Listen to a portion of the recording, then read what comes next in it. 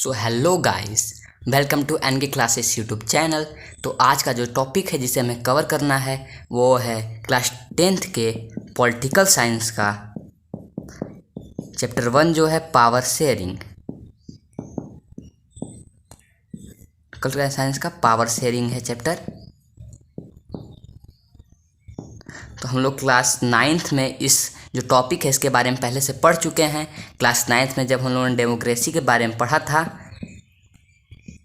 तो हम लोगों ने उसमें इंडिया का केस जो देखा था, वहाँ पे इंडिया में जो पावर है वो 3 लेवल पर डिवाइडेड थी। पहला था लेजिस्लेटिव, दूसरा था एग्जीक्यूटिव एंड तीसरा था जुडिशरी।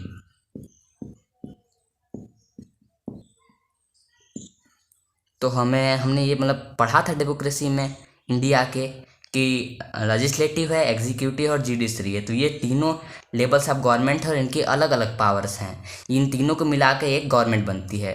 तो जो लेजिस्लेटिव है उसका काम क्या होता है, वो कानून बनाता है, वो नियम बनाता है देश के लिए। और जो एग्जीक्यूटिव है वो उसको इम्प्लीमेंट करवाता है देश में। और जो जुडिशरी है तो जो उस कानून को फॉलो नहीं करता है वो उसे पनिशमेंट देता है। तो जो ये पावर शेयरिंग का टॉपिक है हमको इस चैप्टर में इसे थोड़े और ब्रीफ में पढ़ना है।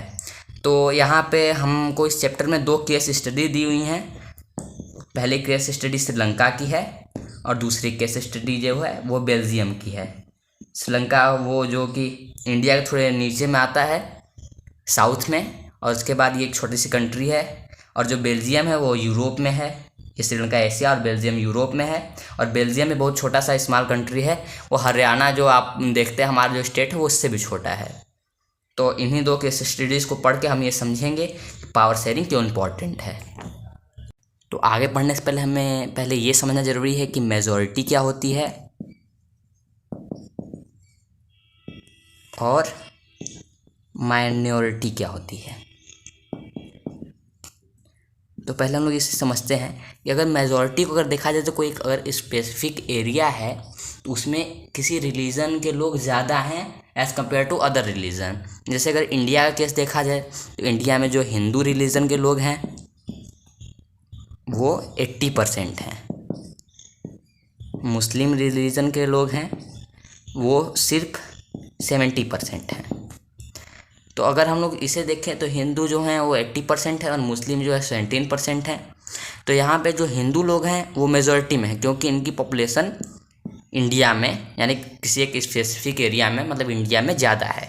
और जो मुस्लिम्स हैं वो ओनली 17% है यानी कि इंडिया में उनकी पॉपुलेशन कम है एज़ कम्पेयर टू हिंदू। तो इसलिए यहाँ पे हिंदू जो हैं वो मेजॉरिटी में आएंगे और मुस्लिम्स जो हैं वो माइनॉरिटी में आ जाते हैं। तो ये जो टर्म है ये बहुत ज़रूरी है इस चैप्टर में समझने के लिए, क्योंकि हम लोग देखेंगे अगर 2 केस स्टडी श्रीलंका का है और बेल्जियम का है तो वहाँ पे मेजॉरिटी और माइनॉरिटी की बात आई है। तो इसे समझ लीजिएगा और आगे हम लोग बेल्जियम की केस स्टडी में इसका यूज़ करेंगे, ठीक है। तो पहले हम लोग दोनों केस स्टडी को ब्रीफ में पढ़ते हैं। तो पहले हम लोग बेल्जियम का पढ़ते हैं। बेल्जियम एक छोटा सा स्मॉल कंट्री है यूरोप में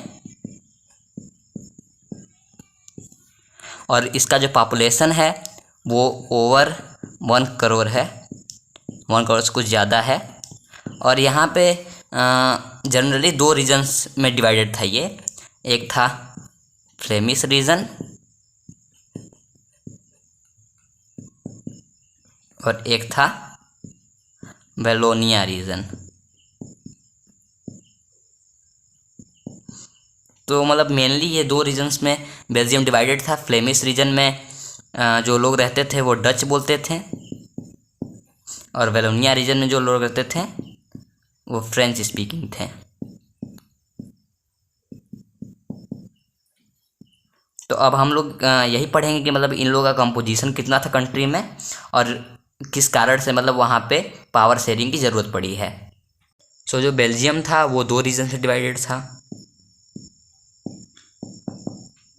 जो पहला रीजन था वो फ्लेमिश रीजन था और जो दूसरा रीजन था वो वेलोनिया रीजन था। तो जैसे ओवरऑल जो कंट्री की पॉपुलेशन थी वो इन्हीं 2 रीजन्स में रहती थी।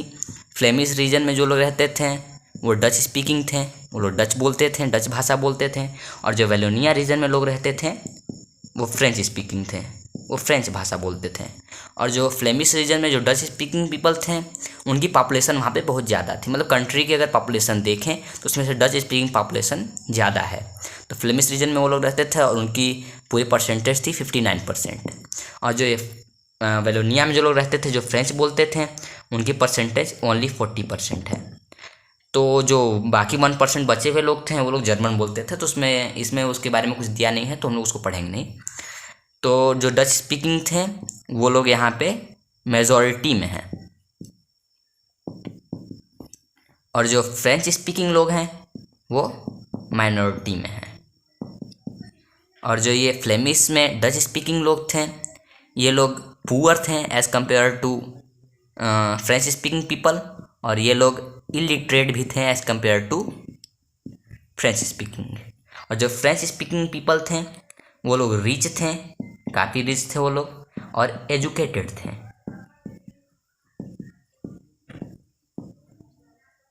अब हम लोग बेल्जियम के कैपिटल ब्रसेल के कंडीशंस को देखेंगे। तो ब्रसेल में जो ये फ्रेंच स्पीकिंग है और एक है डच स्पीकिंग। तो फ्रेंच और डच स्पीकिंग है, तो फ्रेंच स्पीकिंग ब्रसेल में 80% है, मतलब बहुत ज़्यादा हैं। और जो डच स्पीकिंग है वो 20% ओनली हैं, बहुत कम है। यहाँ पे ये मेजॉरिटी में हो जाते हैं और ये माइनॉरिटी में हो जाते हैं।